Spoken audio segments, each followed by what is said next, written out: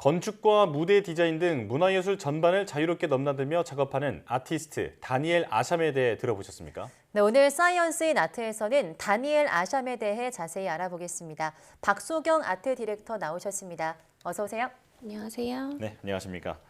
자, 다니엘 아샴, 다양한 분야에서 많은 활동을 하고 있는 작가로 알고 있는데 아직 대중들에게는 이름이 좀 덜 알려진 것 같습니다. 어떤 분인지 소개해 주시죠.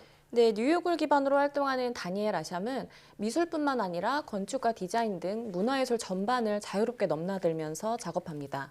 1980년에 미국 오하이오에서 태어난 다니엘 아샴은 뉴욕의 쿠퍼 유니온에서 공부했습니다. 대학 졸업 후에 자신이 성장했던 마이애미로 돌아가서 친구들과 함께 더 하우스라는 전시 공간을 운영하는데요. 네. 이후에 미국 현대미술계의 대표적인 안무가죠. 머스 커닝엄과 만나서 무대 디자인을 맡기도 합니다. 또 건축, 패션과 인테리어 협업까지 다방면의 작업을 진행하게 되는데요. 특히 2014년에는 필름스 오브 더 퓨처라는 영화 회사도 설립할 정도로 다양한 시도를 합니다. 이 프로덕션은 다니엘 아샴이 여러 장르와 협업한 결과물들과 더불어서 이후의 작품 세계를 아우를 수 있는 배경이 되는데요. 또 단편 영화 시리즈들도 작업을 합니다.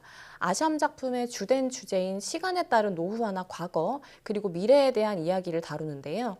패션계에서 다니엘 아샴과 작업물이 크게 주목받고 또 세계적인 브랜드들과 끊임없이 협업하면서 동시대 가장 인기 있는 아티스트 중 한 명으로 떠올랐습니다. 네, 정말 많은 분야와 협업하는 아티스트인 것 같습니다. 그런데 이 다니엘 아샴이 대중과 소통을 잘하는 아티스트라고요? 네, 이 다니엘 아샴은 개인 SNS 계정 팔로워만 약 130만 명이 넘는 인플루언서이자 또 트렌드 세터이기도 한데요. 이 자신과 관련된 소식은 모두 SNS 게시물을 통해서 대중들에게 발빠르게 알리는 굉장히 소통에 능한 작가입니다. 네. 특히 작품이나 전시 관련 소식뿐만 아니라 해외 유명 브랜드와 또 지속적인 협업을 하고 있어서 SNS 계정에 흔히 말하는 인기 있는 아이템들도 자주 공개되고요. 또 작업실이나 일상에서의 모습도 멋지게 연출해서 포스팅하기 때문에 대중들이 굉장히 열광하고 있습니다. 네.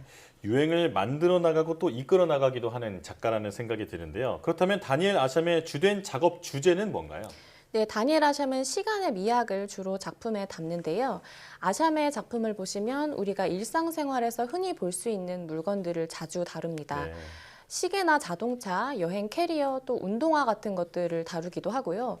또 벽이나 계단, 건축물 등을 침식된 것처럼 연출해서 마치 미래에서 오래된 과거의 낡은 화석을 보는 듯한 느낌을 줍니다. 이 아샴의 작품들은 20세기 후반부터 21세기 초반까지의 다양한 물건들이 일부 부서지고 깨진 듯한 비주얼을 선보이는데요. 현대시대의 문화와 미래, 역사, 또 고고학 등을 섞어서 특유의 방식으로 재치 있게 풀어냅니다. 네, 시간을 다루는 작품 주제가 흥미로운 것 같은데요. 왜 이런 주제에 주목하게 된 걸까요? 네, 다니엘 아샴은 평소에도 공상과학이나 또 고고학 등에 관심이 많았다고 하는데요. 작업할 때 주로 모래나 화산재 같은 지질학적 재료를 일부 사용해서 지금 시대에 존재하는 인공물과 결합하고는 합니다. 네. 특히 남미의 이스터 섬에 방문했을 때 모아이 석상을 보고 누가 어떻게 왜 만들었을까 하고 생각했다고 하는데요. 그러다가 허구적인 고고학이라는 세계관을 떠올립니다. 결국에는 지금의 시간도 언젠가 과거가 된다는 것인데요. 네. 이 세계관을 배경으로 동시대에 존재하는 물건들을 낡은 것처럼 연출해서 현재를 과거화하는 겁니다. 예를 들면 이스터 섬에서 모아온 돌을 이용해서 필름 카메라 형태의 작품을 만들기도 했는데요. 시간의 흔적을 담으면서 시간이라는 것이 지닌 아이러니함, 또 과거와 현재와 미래를 섞고 재해석해서 작업으로 제시합니다. 네. 또 다니엘 아샴은 어린 시절에 허리케인으로 인해서 살고 있던 집 자체가 타격을 입는 사고를 겪는데요. 이때의 경험 때문에 시간이라는 주제에 주목하고 또 모래나 대리석 등을 작품 재료로 사용하면서 영혼을 표현하기도 합니다. 그렇군요. 말씀을 들을수록 매력적인 작가인데 그런데 패션계는 왜 다니엘 아샴에게 이렇게 많은 관심을 갖고 있는 건가요? 네, 아무래도 여러 분야 중에서 가장 빠르게 변화하고 또 유행에 민감한 영역이 바로 패션이죠. 계속해서 새로운 것을 선도하고 또 제시해야 한다는 과제가 따라붙고 또 때로는 과거의 클래식으로 돌아가서 재해석을 하기도 하는 분야가 바로 패션입니다. 네. 네, 그렇다 보니 시간의 미학을 주로 다루는 다니엘 아샴의 작업이 큰 매력으로 다가왔을 겁니다. 아마 대중들에게는 디올 옴무의 2020년 여름 컬렉션으로 많이 알려졌을 것 같은데요. 당시에 디올의 크리에이티브 디렉터 킴 존스가 다니엘 아샴과 협업을 진행하면서 핑크를 메인 컬러로 다양한 작업을 선보입니다. 이 패션쇼 당시에 런웨이 무대 중앙에 다니엘 아샴의 대형 작품이 설치되었고요. 디올의 로고가 아샴 특유의 침식되고 부서져 있는 연출을 하고 있죠. 네. 근데 앞서 미국의 무용수 머스 커닝엄과 함께 무대 연출을 했다고 말씀드렸듯이 이 아샴은 건축이나 무대 디자인도 넘나들면서 활동했기 때문에 자신의 작업을 활용한 연출이 더욱 빛을 발한 것 같습니다. 네, 정말 다방면으로 자신의 능력을 보여주는 아티스트가 아닌가 싶습니다.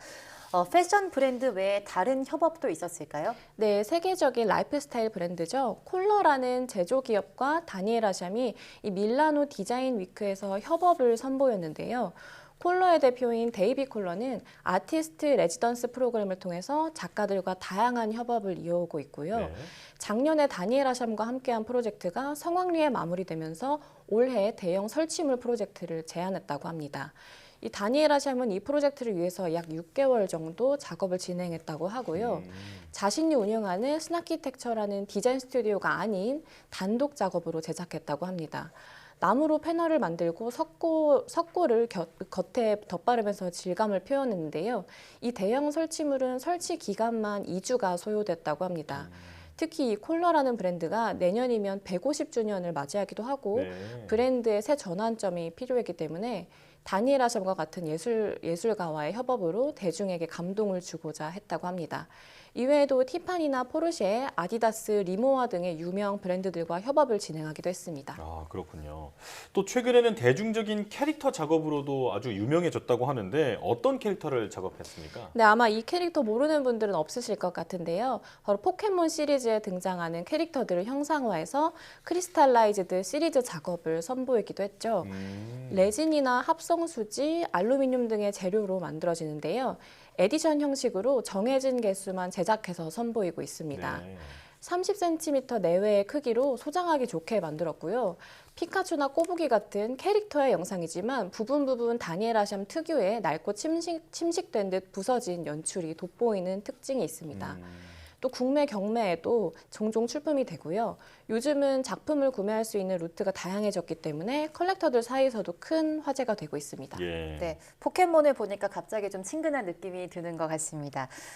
다니엘 아샴 작품 중 경매에서 최고가를 기록한 작품도 있다고 하는데요. 어떤 작품일까요? 네, 2019년 홍콩의 필립스 경매에 이 다니엘 아샴의 책 오브제 시리즈 중 하나인 보그라는 작품인데요. 네. 우리가 흔히 아는 잡지 브랜드를 소재로 한 작품입니다. 이 당시에 약 230만 홍콩 달러로 낙찰됐는데 한화로 따지면 약 3억 5천만 원에 육박하는 높은 낙찰가죠. 이 작품을 보시면 다니엘 아샴 작품의 특징이 시각적으로 아주 잘 구현되어 있습니다. 먼저 잡지는 주기적으로 출간되면서 표지에 헤드라인 등을 통해서 당시 시대적인 특징이나 이슈 같은 것들을 볼 수 있다는 특징이 있는데요. 아샴은 이런 특성을 그대로 활용해서 매거진의 이슈를 담는 텍스트들을 배치했고요. 또 석영과 셀레나이트, 하이드로스톤 등으로 작업했습니다. 이 당시 작품 낙찰액의 일부는 재단으로 전달되는 자선 경매였다고 합니다. 아, 그렇군요. 자, 오늘 알면 알수록 매력이 넘치는 작가 다니엘 아샴에 대해서 설명을 들어봤는데요. 앞으로 또 어떤 시도를 할지 관심 갖고 지켜보겠습니다. 자, 사이언스 인 아트 박수경 디렉터와 함께했습니다. 고맙습니다.